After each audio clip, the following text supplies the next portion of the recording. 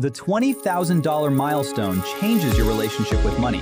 Most people think you need $100,000 or even $1 million before you can feel financially secure. But there's a smaller number that can completely change how you think, spend, work, and invest. $20,000. Here's why.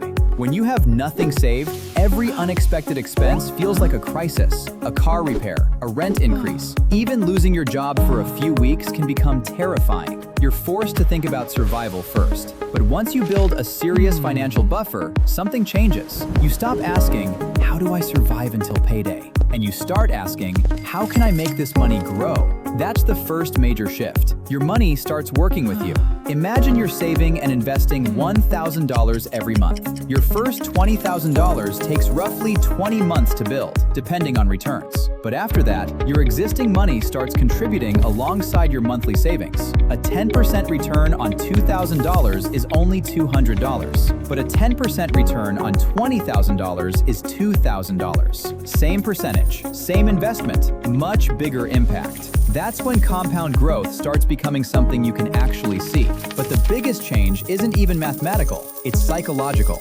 $20,000 gives you options. Imagine your car suddenly needs an $800 repair. Before, that could destroy your entire month. Now, it's annoying, but it doesn't control your life. Your laptop dies, you replace it. Your rent increases, you have time to consider your options. Your job becomes unbearable, you don't necessarily have to quit immediately, but you also don't have to stay trapped forever. That's what financial savings really buy you. Breathing room. And breathing room changes how you make decisions. You become less desperate. You can negotiate better. You can wait for a better opportunity. You can say no to things that don't make sense. And that leads to another major shift. You stop obsessing over tiny expenses. When you're struggling financially, every $3 purchase feels important.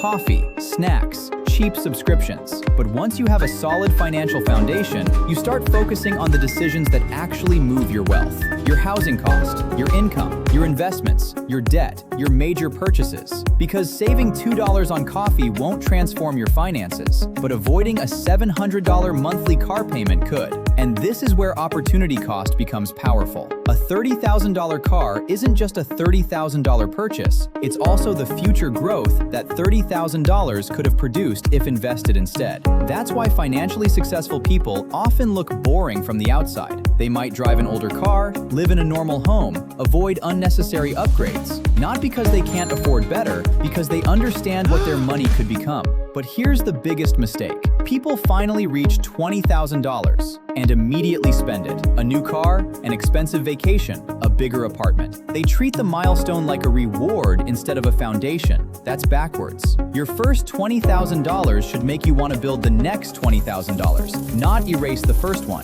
Because once your money becomes large enough to produce meaningful returns, your progress can start accelerating. You contribute, your investments contribute, then your previous gains start contributing too. That's the snowball. And the longer you leave it alone, the harder it becomes to stop. So if you're currently nowhere near $20,000, don't obsess over the number. Focus on the system. Spend less than you earn, build an emergency fund, invest consistently, avoid unnecessary debt, increase your income, and most importantly, don't interrupt the process every time you make progress. Because $20,000 won't make you rich overnight, but it can be the point where money stops feeling like something you constantly have to chase and starts becoming something that works alongside you. Build the first $20,000, then let time do the heavy lifting. Subscribe for more practical money and wealth psychology.